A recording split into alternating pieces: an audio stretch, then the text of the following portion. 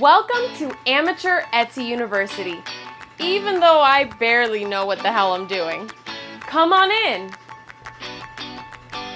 Today I'm going to be talking about the 3 ways to grow your Etsy shop, especially as we get closer to Q4. And you're going to want to take it from me because I have over 200,000 sales.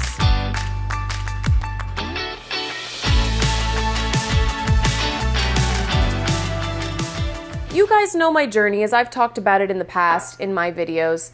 I'm not an Etsy specialist or a guru. I'm still a very small shop myself, but I feel like I can explain things in a very simple way that is easy for small, new, or struggling Etsy shop owners to grasp. Because I know in the beginning how challenging it can be to grasp. Well, let's begin. Most comments I've seen are from people that say that they are frustrated with their shop. They don't know what they should be listing or when to list it, or they are listing but not really seeing the success. The thing is that Etsy can be hard in the beginning, especially if you are listing without any direction or rhyme or reason for your designs. It's going to lead to subpar results and you feeling discouraged like I did in the beginning, and we don't want that. Now, like I said before, there are 3 main ways to grow your Etsy shop.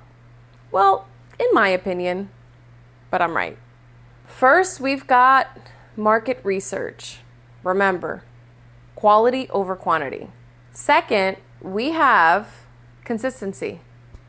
Third, plain and simple, doubling down. First, there needs to be a plan for where you're going to start. Where do you start designing? And a great way to start is with Simply Shawna's General Niche Calendar. It's something that I, to this day, use every single year, every single month. It's what I follow to know what I should be designing. Her General Niche Calendar is amazing because it tells you every month what you should be designing, when you should start designing for that area, but also when your deadline is to stop designing in that niche and now starting a new niche. So it literally gives you a roadmap to what to do all year. So if you have no idea where to start, please, if you haven't already, get her General Niche Calendar. We all use it. It's what we follow every year, so we know exactly when to design. Because you don't design for Halloween during the month of October. You're late. You have to design months in advance so that you get into the Etsy algorithm so that by the time people are looking for those shirts, they're being seen. So it's an amazing timeline, basically, for the year of when to design for certain things. Whereas if I didn't have that, I would have thought, okay, we're getting close to October, so let me start designing for Halloween. Nope, I would never get anywhere. So that's a perfect way to start, is with that General Niche Calendar. After you have figured out where you're going to start, now we have to do research. Remember, tip number 1, market research.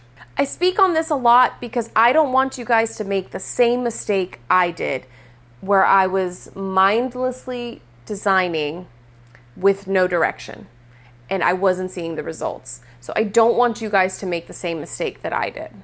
Now, there are amazing tools out there to help you with your research if you don't know how to do it on your own, which I struggle with that. So one of the tools that I have been using recently is Sales Samurai. Now, what is Sales Samurai? Sales Samurai offers real-time Etsy search volume, competition numbers, and data to make your Etsy keyword research and product launch as streamlined as possible. It is also a Chrome extension, and it just gives you so much information on keywords, how many people are searching for it, what is popular, what is trending, and it really makes the research easy. If you see something that you want to design and you want to look it up to see, is it worth designing in? What are other things that people are searching for in maybe that theme or that arena that doesn't have as much competition? That's where maybe I could be starting. It just has so much information. And what I really like about Sales Samurai is they have all these tutorial videos that you can watch that explains their features and how to use them. It gives you examples. I love those tutorial videos to get me started on it. I will be leaving a link down below for Sales Samurai in case anyone is interested in using it, trying it. Honestly, it has been a huge help recently in trying to just improve my market research. There are other tools out there, and one that we have in our group used before as well is Everbee. Now, both are really good tools. Honestly, whichever one would be amazing. I am going to be leaving a link down below for Everbee as well as for Sales Samurai if you're interested so that you can get started. Now, after doing your research for your designs as well as your SEO, what's next? Consistency. Consistency is key. The minute I am not consistent, I see a little lagging in my views, in my sales. I'll start having a day or two of not getting sales, or maybe just not as many sales a day. I notice a difference, and it reminds me of in the beginning when I was just very randomly putting things up and nothing was happening. The minute I was consistent every single day for 2 weeks, I got my first sale. Now that I have been getting sales, maybe it's not as noticeable as when it was in the beginning, but because I know my shop and I know how things go, I see the difference. If this is something that you mess around with, maybe put up a couple listings once a week or once a month, you're not going to see what you're looking for. So please be consistent in your shop. And now last, but certainly not least, doubling down. Now, what is doubling down? It's a skill of taking what is doing well and making more of it. I don't mean take this listing, it got a few views, let me make it now in red font. That's not doubling down. That's taking the same exact thing and just changing the color of the font. That's not doubling down.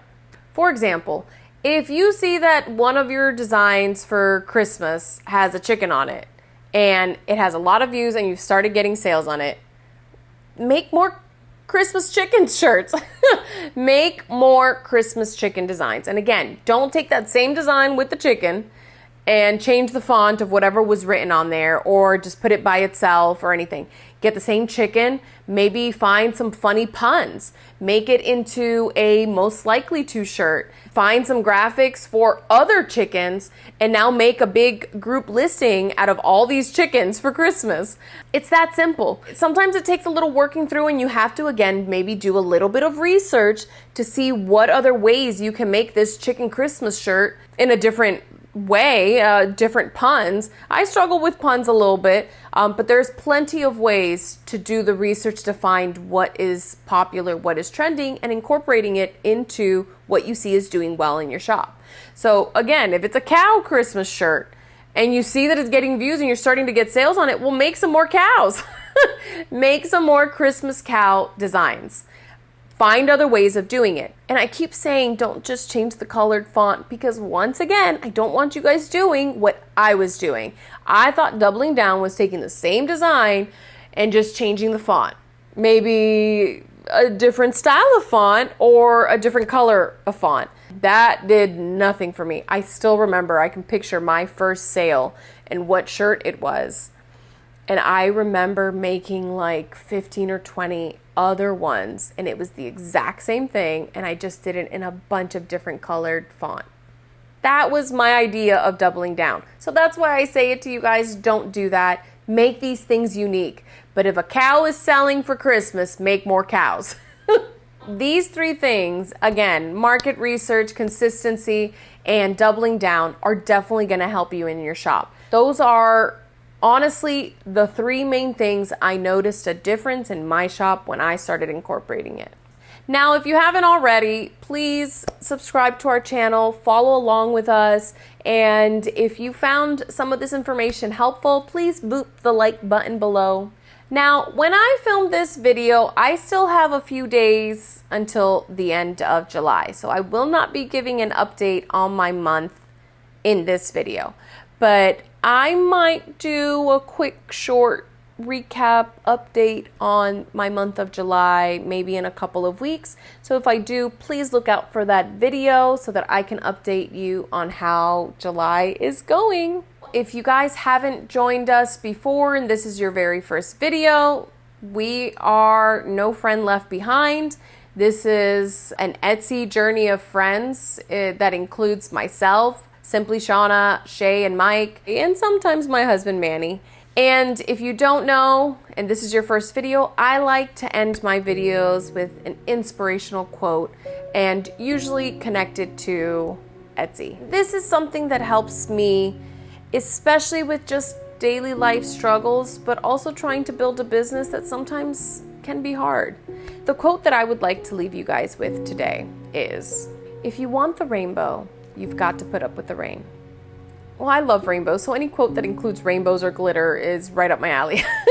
But for me, this one is, sometimes things get in our way. Sometimes the rain comes and it can come hard. And actually these last couple of weeks, it's come pretty hard for me. Sometimes to kind of see the light at the end of the tunnel, or like in this quote, to see the rainbow, we have to put up with a little bit of rain. The rain comes, so let's put on some rain boots and dance in the rain.